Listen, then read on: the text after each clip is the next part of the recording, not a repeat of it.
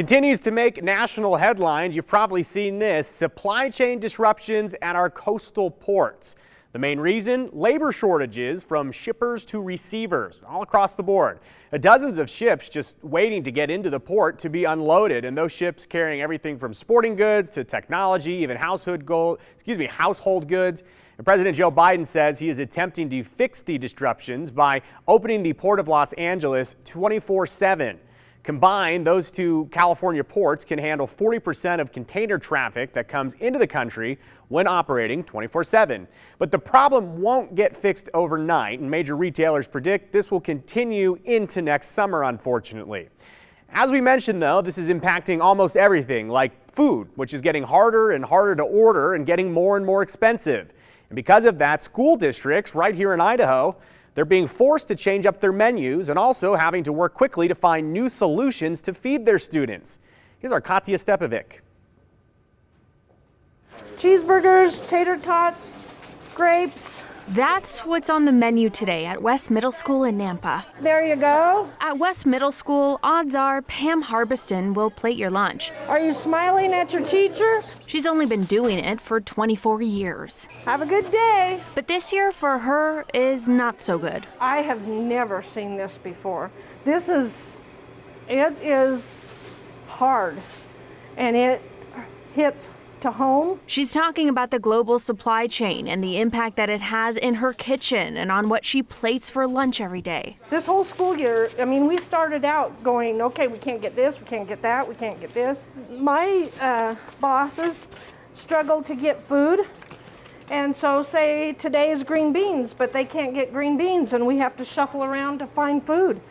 It is scary. It is scary when you can't feed the kids. Pam isn't the only one who's never had to be concerned about wrangling food for kids. Something that our central warehouse is out of is some frozen vegetables, and that's kind of universal. The kitchen still had some because they had a little stockpile on their little local freezers, but once those are gone, we're looking at serving fresh. And as we mentioned earlier, some of the fresh stuff's actually hard to get now. Peter Juris, the executive director of operations for the Nampa School District, says while quantities have gone down, prices have gone up. Like a 45% increase on grains, so flours, those kinds of things. Our foam trays that we saw served today is a 50% cost increase. Juris says the district is lucky enough to have a central warehouse for now, but he worries if that will be enough if things don't change. You know, if people start hoarding, that could exacerbate the issues very quickly. And I think that's a reality of something there. We're trying to only buy the product that we know we're going to use, but we're trying to plan that we can get through the school year. And let's not forget about why there is a supply chain issue to begin with. The staffing to feed the kids.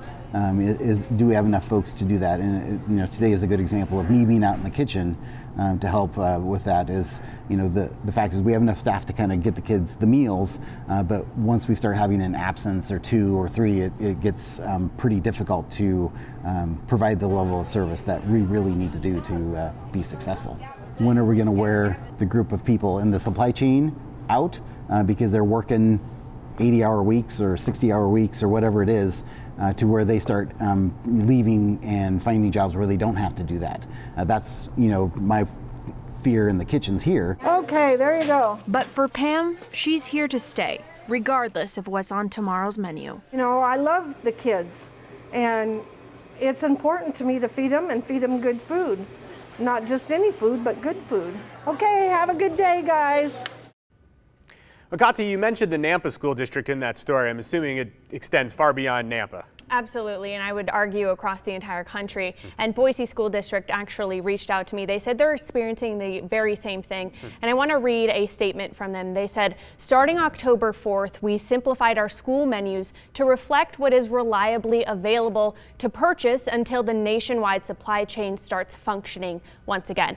Now, those changes include fewer entree choices, 1 lunch entree choice per day in elementary, 2 lunch entrees in secondary, and also more repetition, obviously, because there are fewer items in their inventory. So this is an issue across the country, and they're just hoping it doesn't get worse before it gets better. Do they have a plan if it does get worse? Can they run out of food, or do they have something in storage? I mean, they have, this Nampa School District at least, they have their own storage, luckily, so they're set up until January, but that's not the case for some smaller charter schools that are probably in a troublesome situation. We'll have to continue to track this because that's a big deal if kids cannot get lunch at school. A lot of kids, the only meal they could get sometimes is at school, so we'll keep an eye on that. Thank you, Katya.